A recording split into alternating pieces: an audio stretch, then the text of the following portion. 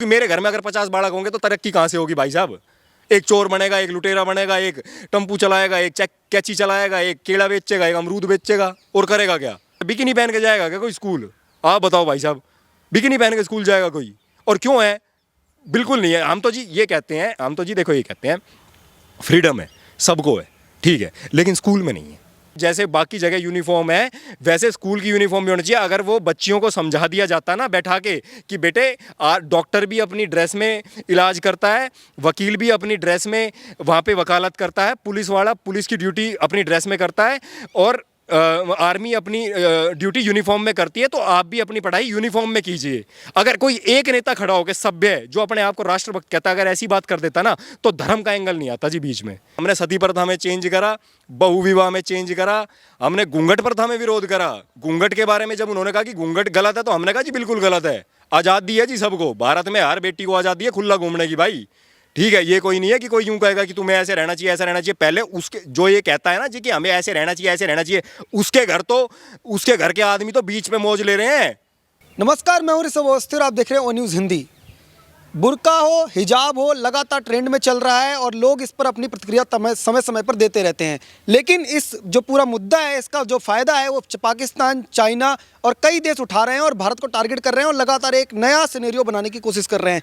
इस पूरे मामले पर हम बात करेंगे और जानेंगे आखिर इसके पीछे की वजह क्या है और क्या इसका समाधान हो सकता है। सबसे पहले आपको हमारे चैनल पर बहुत बहुत स्वागत है। धन्यवाद जी, धन्यवाद। मैं हाँ जी बताइए। एक बात बताइएगा कि ये जो पूरा मामला एक स्कूल से शुरू हुआ था और फिर धीरे धीरे इसको धर्म राजनीति का आता गया और अब इंटरनेशनल लेवल पर पहुंच चुका है, तो आखिर इसके पीछे साजिश क्या है, पूरी जो देश है वो जानना चाहता है।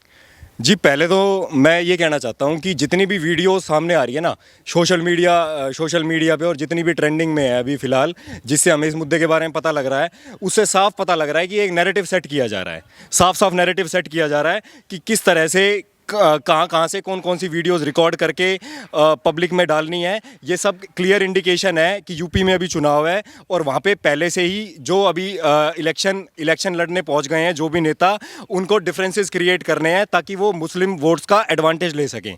दूसरी बात ये कि जो भी नेता है जो कर्नाटका से, जो भी साउथ से पहुँच रहे हैं यूपी के अंदर योगी जी के अगेंस्ट लड़ने के लिए, अगर उन्होंने यूपी के अंदर कोई काम करवाया तो है नहीं उन्होंने, अब उन्होंने कोई काम नहीं कराया तो वो किस बेसिस पे वोट लेंगे मुस्लिम्स का? तो वो एक क्लियरली ये एक बिल्कुल क्लियर है कि वो एक नैरेटिव सेट किया जा रहा है योगी जी के अगेंस्ट। और दूसरी बात मैं ये कहना चाहता हूँ कि जी देखो, हर स्कूल की एक यूनिफॉर्म है और वो एक ड्रेस कोड है, और कोडिंग सिस्टम हर फील्ड के अंदर है। अगर आप पुलिस सर्विस की बात करें तो वहाँ पे भी एक यूनिफॉर्म है, अगर आप डिफेंस फोर्सेज की बात करें वहाँ पे भी एक यूनिफॉर्म है, आर्मी की भी आर्म्ड सर्विसेज में हर जगह एक यूनिफॉर्म है। अगर वहाँ पे भी हम धर्म का एंगल डालने लगे तो फिर तो कोई जगह ऐसी बचेगी ही नहीं जहाँ धर्म नहीं है। तो इसलिए मैं सबसे ये कहना चाहता हूँ कि अपने धर्म को अपने घर की दीवारों तक रखें, बाहर आके सिर्फ एक भारतीय की तरह व्यवहार करें, यही देश के लिए सबसे अच्छा है।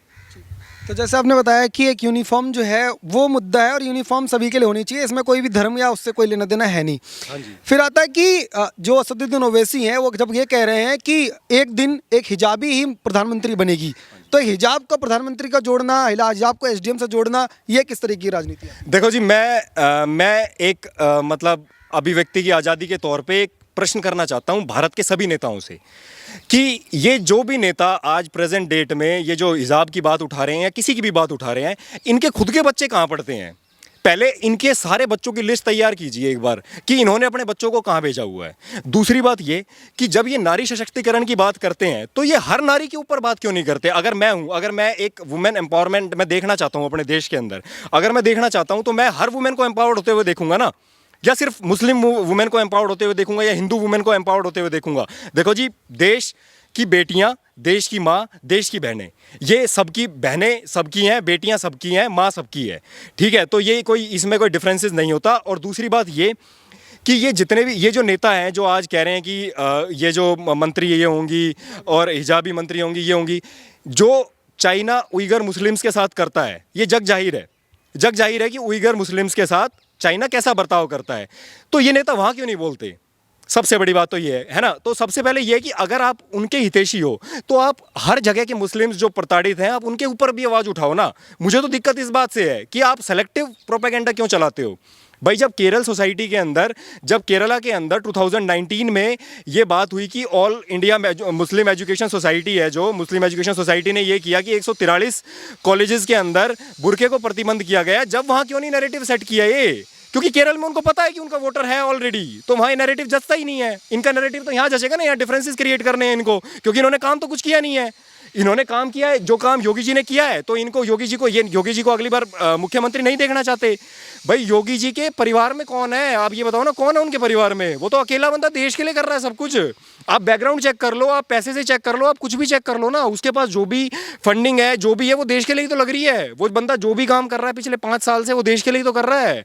और सबसे बड़ी बात यह है कि जब कोई भी नेता, जिसको ये हिंदूवादी नेता कह के बोलते हैं, वो नेता कभी यूपी के अंदर हिंदू मुस्लिम राइट्स होता ही नहीं है उसके टाइम। तो भाई अगर मैं किसी को बोलूं कि ये मुस्लिम्स के अगेंस्ट है, तो ये ना कि वो हिंदू फेवर करे जब राइट्स हो, लेकिन वहाँ तो राइट्स ही नहीं होते। इसका मतलब वो दोनों के बारे में शुभचिंतक है।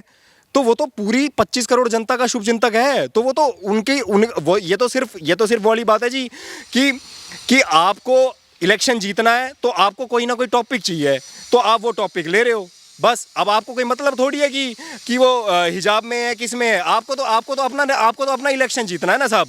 देखो जी, सबसे बड़ी बात तो पता है क्या? ये जो अभी चलाया है ना, ये सिर्फ बेटियों के लिए, जितनी भी बेटियां हैं ना मुस्लिम समाज की, उनका वोट बैंक काटने के लिए चलाया है जी। आप एक बात बताओ, एक जितनी भी कुप्रथाएं थी हमारे धर्म में, एक आ जाता है कि हमारे धर्म में सती प्रथा होया करती, आज नहीं है ना जी, चेंज कर दी हमने, है ना, कर दी। बहुपत्नी विवाह हुआ करता, हिंदू करे करता शादियां कई हिंदू सिविल कोड आया, हिंदू कोड बिल लेके आए, हिंदू की बहु विवाह रुकवा दी, हमने सारी मान ली। भाई तुमने सती प्रथा के बारे में कहा गलत है, हमने कहा गलत है भाई, बिल्कुल गलत है। किसी की बहन है, किसी की बेटी है, भाई हमारी भी बहन है, हमारी भी बेटी है, और भाई हम बिल्कुल नहीं होगा भाई, ये गलत काम है तो गलत है। ठीक है, हमने सती प्रथा में चेंज करा, बहु विवाह में चेंज करा, हमने घूंघट प्रथा में विरोध करा। घूंघट के बारे में जब उन्होंने कहा कि घूंघट गलत है, तो हमने कहा जी बिल्कुल गलत है। आज़ादी है जी सबको, भारत में हर बेटी को आज़ादी है खुला घूमने की भाई। ठीक है, ये कोई नहीं है कि कोई यूं कहेगा कि तुम्हें ऐसे रहना चाहिए, ऐसा रहना चाहिए। पहले उसके जो ये कहता है ना जी कि हमें ऐसे रहना चाहिए, उसके घर के आदमी तो बीच में मौज ले रहे हैं, वो तो एंजॉय मार रहे हैं, उनको कोई दिक्कत थोड़ी हो रही है। तो मैं सिर्फ ये कहना चाहता हूँ भाई साहब कि हिंदुओं ने समय के साथ अपने सारे रीति रिवाज जो गलत थे उनमें चेंजेस करे। तो अगर मुस्लिम समाज की बेटियों को, अगर बहनों को, क्योंकि जी मेरी बहन है, अगर उसके साथ ये सारी चीज़ हो रही है, तो जी भाई के दिल पे जो बीतती है ना, वो उसी को पता है और किसी को नहीं पता। ये तो जी धर्म के ठेकेदार हैं सब, इनके पास तो पैसा आता है जी खूब दबा के। ठीक है, लेकिन जिसकी बहन के साथ ये सब हो रहा है ना, उसके दिल पे जो बीतती है ना, वो कोई नहीं बता सकता जी। और जिस बहन और जिस बेटी के दिल पे ये चीज़ बीतती है कि उसको 3 तलाक दे दिया, उसको कुछ भी, मतलब उसको बहुपत्नी विवाह हुआ करता, पहले हलाला की प्रथा हुआ करती, जो सरासर गलत है, सबको पता है जी गलत है। लेकिन जी क्या है, गलत को गलत कहना के लिए बहुत बड़ा दिल चाहिए जी समाज में। ठीक है, समाज सोचता है अपने कि मैं समाज से बहिष्कृत हो जाऊंगा, तो इस डर से कोई आदमी आवाज़ नहीं उठाता जी, ये बात है। हाँ, जो ये हिजाब वाला मैटर चल रहा है, हाँ। इसमें इतनी जो कट्टरता है जो है 10वीं 12वीं की लड़कियों के अंदर जो पैदा करने की कोशिश हो रही है, ये कौन सी विचारधारा है जिसके जरिए ये सब कुछ प्लान किया जा रहा है? देखो जी, ऐसा है, मैं तो ये मानता हूँ कि देखो भारतवर्ष में अगर किसी ने, ये जितने भी लीडर्स रहे हैं ना, जो ये कह रहा है, कोई कह रहा है वंदे मातरम नहीं बोल लूँगा, कोई कह रहा है कि भारत माता की जय नहीं बोल लूँगा। अरे भाई, कभी इतिहास, पता नहीं मेरे को कितना इतिहास पढ़ के ये नेता बने हैं, नहीं पढ़े, क्योंकि जी कोई डिग्री तो है नहीं, आपको भी पता है, सॉरी। ठीक है, नेताओं का सबको पता है कि क्या डिग्री है क्या नहीं है उसके पास, वो क्या पढ़ के बोलता है, क्या पढ़ के नहीं बोलता। ब्रिगेडियर मोहम्मद उस्मान को जानता हूँ जी मैं, कट्टर देशभक्त था जी, शादी नहीं करी थी, हर सैलरी को चैरिटी में देता था जी, हर चैरिटी को मैं देता था। यूँ बोल दिया था उसने कि जब तक बॉर्डर पे विजय नहीं हो जाएगी ना, जब तक कमर नहीं टिकाऊंगा, लेटूंगा नहीं जब तक। तो भारतवर्ष में तो ऐसे ऐसे भी लोग रहे हैं, अशफाक उल्ला खान साहब थे, बिस्मिल साहब जी थे, ये सारे देशभक्त थे जी, हम इनके फ़ैन हैं। मैं अगर आज ये बोल दूंगा ना कि जी मुस्लिम, मैं हिंदू हूँ और मैं ये कर दूंगा जी, मैं वो कर दूंगा मुस्लिम समाज के लिए, ये कर दूंगा वो कर दूंगा, तो जी देखो ऐसा है, ये उनकी शहादत का अपमान होगा। ये हर उस मुसलमान की शहादत का अपमान होगा जो आर्मी में बलिदान देता है, जो भारत माता के लिए अपना बलिदान देता है। ये हर उस मुस्लिम की शहादत का अपमान होगा। ये ब्रिगेडियर मोहम्मद उस्मान की शहादत का अपमान होगा। जी मैं कहता हूँ अगर 1000 में से एक आदमी भी किसी कौम का अच्छा है ना, तो आप उस कौम को खराब मत कहो, क्योंकि जी ये उसकी शहादत का अपमान है। 999 लोगों को खराब कह दो आप कि ये 999 लोग खराब हैं, पर उस आदमी को खराब इसलिए मत कहो क्योंकि ये जो यंगर जनरेशन है ना जी, यंगर जनरेशन है। आपने स्कूल की बात मेरे से पूछी थी। देखो जी, कोई बच्चा होता है ना, छत्रपति शिवाजी को बचपन से ही उसकी माँ ने, जीजाबाई ने जब उसको बनाया था ना, तो उसकी माँ ने एक सपना देखा था उसके लिए। 21 साल ब्रह्मचर्य का पालन करने के बाद छत्रपति शिवाजी को जन्म दिया था और ये कहा था कि मैं एक ऐसे पुत्र को जन्म देना चाहती हूँ जो पूरे विश्व पर राज करे। और जी उन्होंने बनाया।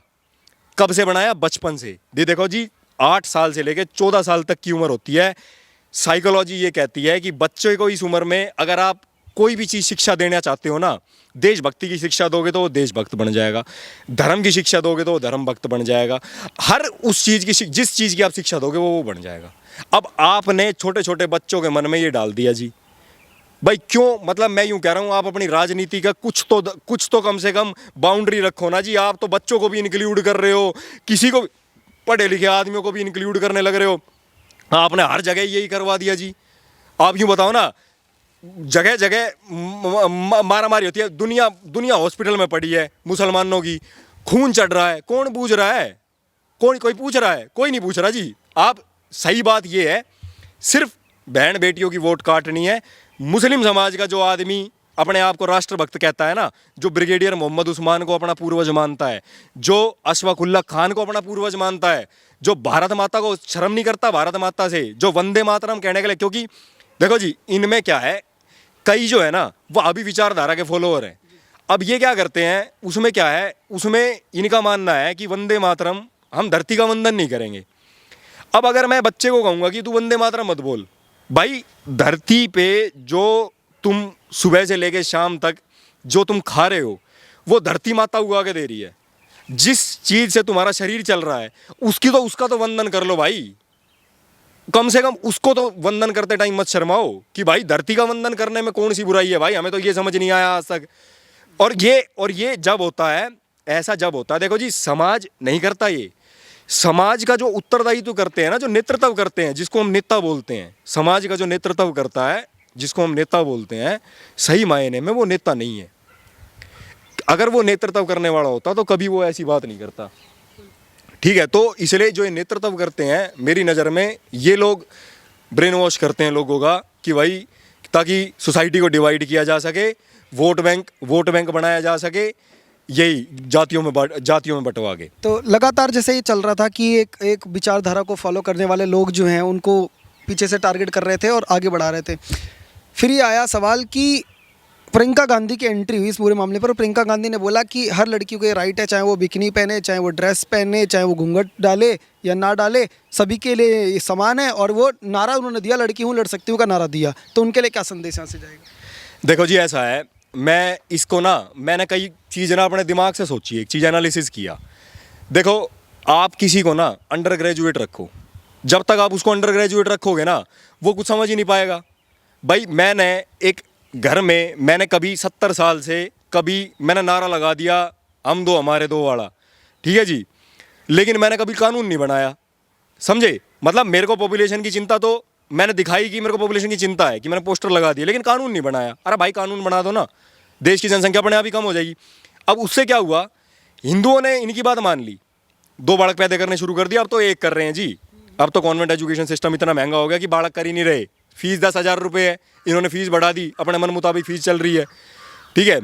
तो अब जब 10 बच्चे पैदा होंगे तो वो 10 बच्चे जिसके घर में खाने को नहीं होगा, मान ले मेरे घर है जी, मैं अगर 30,000 20,000 रुपये कमाता हूँ महीने के, मेरे घर में 10 बच्चे हैं जी, मैं उनको रोटी खिला दूंगा? नहीं खिला सकता ना। कॉन्वेंट स्कूल में पढ़ा सकता हूँ? नहीं पढ़ा सकता। 10,000 रुपये फीस है, कहाँ से दे देगा? 2 लाख रुपये चाहिए, दे देगा 20 बच्चे होंगे तो। अब जब 2 लाख रुपये नहीं है तो वो बंदा क्या करता है, किसी को पंचर लेके पकड़ा दिया, किसी को केले की रेडी लगवा दी, कोई टम्पू चला रहा है, कोई परचून की दुकान खोल के बैठा है, कोई कुछ खोल के बैठा है, कोई कुछ खोल के बैठा है। अब उस बंदे ने पढ़ाई तो करी नहीं, अब उसको ये नहीं पता लग रहा कि मैं धर्म को फॉलो करूं या राष्ट्रभक्ति को फॉलो करूं। अब धर्म के नेता कह रहे हैं कि भाई तू जो जो हम कह रहे हैं वही सही है भाई, बाकी सब गलत है जो तू सोच रहा है। अब जब आदमी पढ़ेगा जब तो उसका मानसिक विकास होगा। आप बच्चों को 20-20, 50-50 बच्चे पैदा करवा दिया आपने 70 साल में, खूब जनसंख्या बढ़वा दी। अब आप वो जो 50-50 सालों के 50-50 बच्चे हो गए वो पढ़े लिखे नहीं, अब उनको आपने अंडर ग्रेजुएट इसलिए रखा ताकि हम अपनी आइडियोलॉजी इन पे थोप सकें। तो आपने वो आइडियोलॉजी थोप दी। अब वही आइडियोलॉजी ये दुख दे रही है कि अब वो किसी की बात मानने के लिए तैयार ही नहीं है, क्योंकि वो आपकी बात मान रहे हैं। हिजाब पहन के चले, बिकिनी पहन के जाएगा क्या कोई स्कूल? आप बताओ भाई साहब, बिकिनी पहन के स्कूल जाएगा कोई? और क्यों है? बिल्कुल नहीं है। हम तो जी ये कहते हैं, हम तो जी देखो ये कहते हैं फ्रीडम है, सबको है, ठीक है, लेकिन स्कूल में नहीं है, आर्मी में नहीं है, इसमें नहीं है, क्या कहते हैं, पुलिस में नहीं है, जुडिशरी में नहीं है।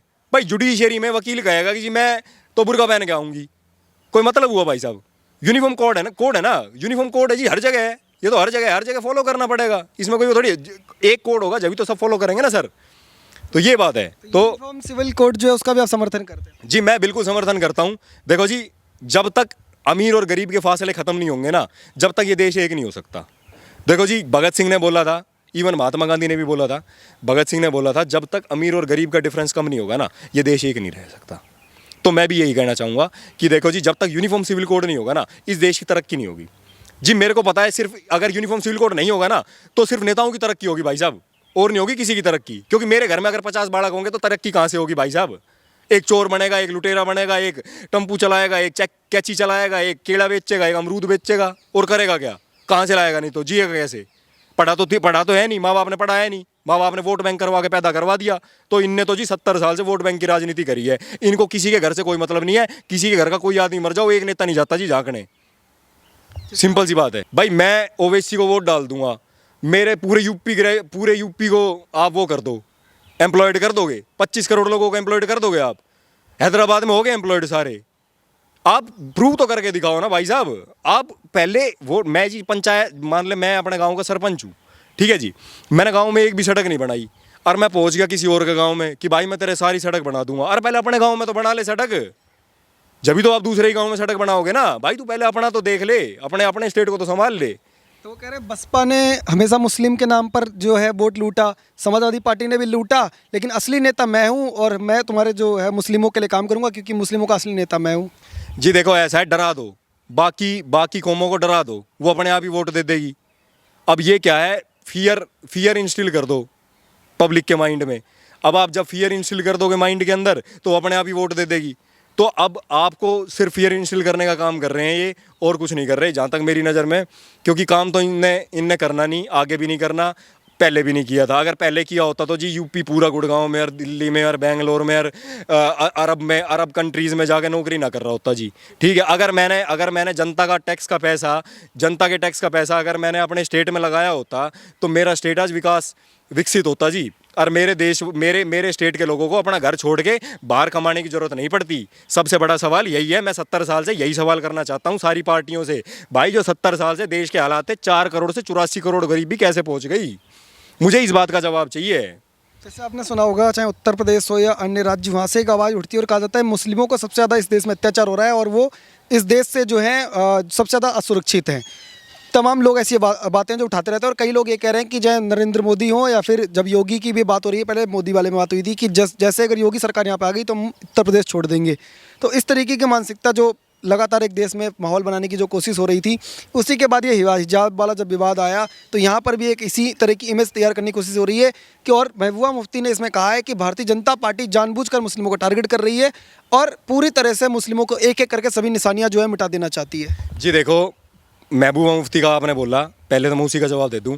देखो जी, जो नेता ये कह रहा है कि तिरंगा उठाने वाला कोई नहीं मिलेगा जम्मू कश्मीर में, ये कह रहा है कि आर्टिकल 370 हटाए तो तिरंगा उठाने वाला कोई नहीं मिलेगा, उससे राष्ट्रभक्ति की तो पहचान हो नहीं सकती जी, उसको राष्ट्रभक्त तो माना नहीं जा सकता जी, ठीक है। तो रही बात उसकी बात भी कोई मायने नहीं रखती। फिर जो आदमी मेरी नज़र में राष्ट्रभक्त नहीं है ना जी, उसकी बात मेरे लिए कोई मायने नहीं रखती जी। और ना मैं किसी से डरता जी, मैं नहीं डरता किसी भी जो देशद्रोही है ना, मैं उससे किसी से नहीं डरता, ठीक है। बाकी रही बात, तो अगर महबूबा मुफ्ती की बात रही तो जी, और ये जितने भी नेता जो आज प्रेजेंट डेट में जो भी बोल रहे हैं, उन नेताओं को ये जवाब जाएगा कि एपीजे अब्दुल कलाम कौन था?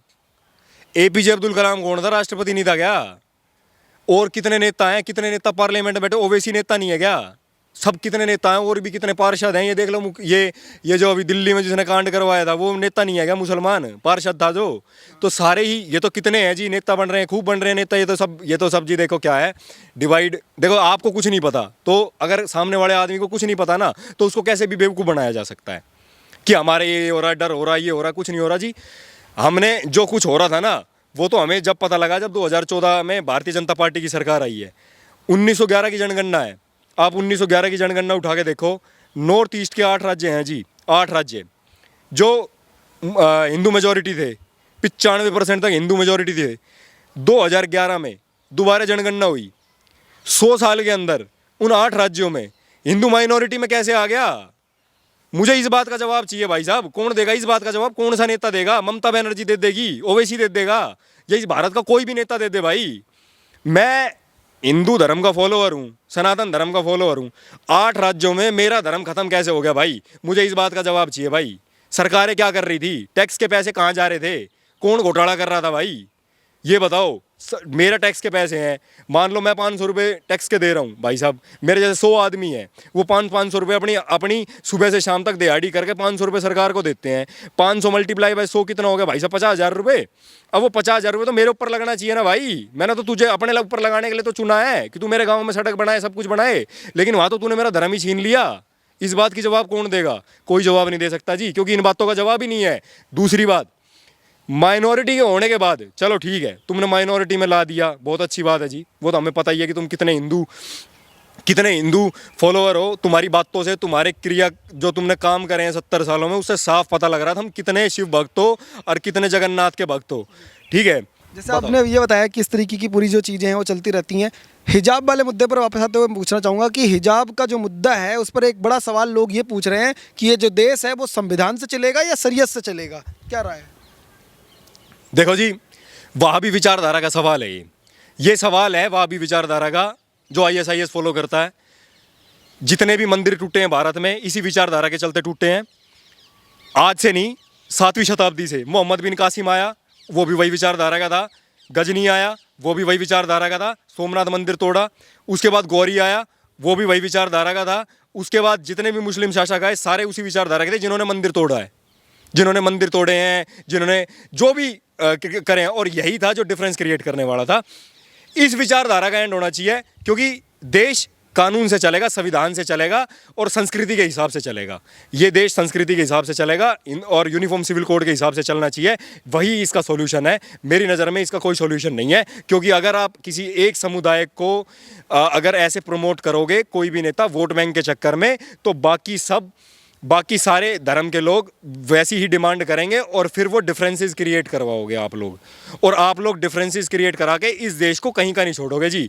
इस देश की संप्रभुता को खतरा है इन नेताओं से, यहाँ के लोगों से नहीं। अगर इनका एक भी नेता ये बोल देता ना वहाँ खड़ा होके कि जी कोई दिक्कत नहीं है, यूनिफॉर्म सिविल कोड होना चाहिए, यूनिफॉर्म कोड होना चाहिए, जैसे बाकी जगह यूनिफॉर्म है वैसे स्कूल की यूनिफॉर्म भी होनी चाहिए। अगर वो बच्चियों को समझा दिया जाता ना बैठा के कि बेटे डॉक्टर भी अपनी ड्रेस में इलाज करता है, वकील भी अपनी ड्रेस में वहाँ पे वकालत करता है, पुलिस वाला पुलिस की ड्यूटी अपनी ड्रेस में करता है, और आर्मी अपनी ड्यूटी यूनिफॉर्म में करती है, तो आप भी अपनी पढ़ाई यूनिफॉर्म में कीजिए। अगर कोई एक नेता खड़ा होकर सभ्य है, जो अपने आप को राष्ट्रभक्त कहता है, अगर ऐसी बात कर देता ना, तो धर्म का एंगल नहीं आता जी बीच में। आज ये धर्म का एंगल लाया ही इसलिए गया है कि यूपी में इलेक्शन है और बाबा जी को बेटियों की और बहनों की वोट कैसे काटी जाए, तो इसलिए ये लाया गया है। नहीं तो जी भारत का बेटा जिसकी बहन के साथ ये सारी चीज़ें जो बीजेपी ने हटाई है, चाहे वो 3 तलाक हो, चाहे वो कोई भी मुद्दा हो इनसे रिलेटेड, वो आज वो हर भाई भी खुश है बीजेपी से, हर वो बहन भी खुश है, हर बेटी भी खुश है। इसलिए वो वोट बीजेपी को देगी, क्योंकि काम हुए हैं। और जो गलत है वो तो गलत ही रहेगा जी, और जो गलत को सही करेगा उसी को वोट देना चाहिए जनता को। मैं सिर्फ ये कहना चाहता हूँ, लास्ट में अपनी बात को ख़त्म करूँगा कि भाई ये चुनाव इतना इम्पोर्टेंट है क्योंकि यूपी की जो पॉपुलेशन है वो कई देशों से ज़्यादा पॉपुलेशन है साहब। आप पोलैंड की पॉपुलेशन कैलकुलेट करो, स्वीडन की पॉपुलेशन कैलकुलेट करो, आप डेनमार्क की पॉपुलेशन कैलकुलेट करो जी, 20-20 लाख के देश हैं, 20-20 लाख। वो देश को संभालने के लिए इतने सारे नेता हैं। यहाँ तो यूपी को संभालने के लिए जो 25 करोड़, इसमें तो जी 50 देश कट जाएंगे। उसको संभालने के लिए और एक ही बाबा खड़ा है हमारा, और वो पिछले 5 साल से न रात को सो रहा है ना दिन को सो रहा है, दिन रात काम करने में लगा हुआ है। जिसने संस्कृति का प्रचार में कोई कमी नहीं छोड़ी, जिसने लोग बहन बेटियों की रक्षा में कोई कमी नहीं छोड़ी, जिसने सारे जो अवैध कंस्ट्रक्शन नहीं रुकी हुई थी, चाहे वो कोई भी नेता हो इनका, चाहे मुख्तार अंसारी हो, अतीक अहमद हो, कोई भी हो जी, कोई भी गुंडागर्दी, सारी गुंडागर्दी खत्म कर दी जी। यहाँ कोई हिंदू मुसलमान की बात ही नहीं है, सारी गुंडागर्दी, जो गुंडा है वो गुंडागर्दी खत्म कर। कानून का काम ही यही है, कानून का काम है शांति स्थापित करना, और जो नेता और जो कानून शांति स्थापित करेगा ना जी, उसी को वोट जाएगी। उस नेता को कभी वोट मत देना जो कानून को ही धमका रहा है कि जब मोदी मठ में चले जाएं, मठ में चले जाएंगे, योगी पहाड़ों में चले जाएगा तो पुलिस वालों तुम्हें कौन बचाएगा। ये नेता की वर्डिंग है क्या भाई साहब? आप इतनी पब्लिक को एड्रेस कर रहे हो, आपका कुछ उत्तरदायित्व बनता है देश के प्रति, कानून के प्रति। और दूसरी बात, आप देख सकते हो जी यति महाराज के साथ क्या हो रहा है। मैं पक्षपात के विरोध हूं जी, पक्षपात, ये जो पक्षपात होता है ना, ये मेरे जहन में दर्द क्रिएट करता है जी, कि एक नेता खड़ा हो गए जिसको पब्लिक सुन रही है, जिसके पास पद है, संवैधानिक पद है, और वो आदमी खड़ा हो गया ऐसी बात कर रहा है, उसके ऊपर कोई केस नहीं होता जी। और जो आदमी जिसके पास कोई पद नहीं है, वो तो सिर्फ मठाधीश है, वो भी अभी बनाया है जी, उन्हें तो अभी बनाया गया है। वो नरसिंहानंद जी कौन से पहले से वो थे, वो तो वैसे हिंदू धर्म की लड़ाई लड़ रहे हैं, संत हैं, वो तो सन्यासी हैं वो तो, ठीक है। तो उसका पिछले 1 महीने में हर जगह आर्टिकल आ रहा है जी, उन्हें अरेस्ट करो, उन्हें कोर्ट में जाओ, उन्हें ये दो, उन्हें वो दो, उन्हें वो दो। अरे जी 50 आदमी और भी तो फैलाने लग रहे हैं यही कम्युनलिज्म, आप उन्हें भी तो पकड़ो, वो भी तो कम्युनल हैं, सबको पकड़ो ना अगर आप उनको पकड़ते हो तो। या फिर कानून सबके लिए, अभिव्यक्ति की आज़ादी सबके लिए है तो उनके लिए भी रख देते फिर। तो मैं यही कहना चाहूँगा जी कि यूपी की जनता को कि जी आपको परिवार, अपने परिवार के बारे में सोचिए, नेताओं के परिवार के बारे में मत सोचिए। आपका परिवार आपके हार्ड वर्क से चलेगा, आपकी कमाई हुई पूंजी से चलेगा, नेताओं की कमाई से नहीं चलेगा।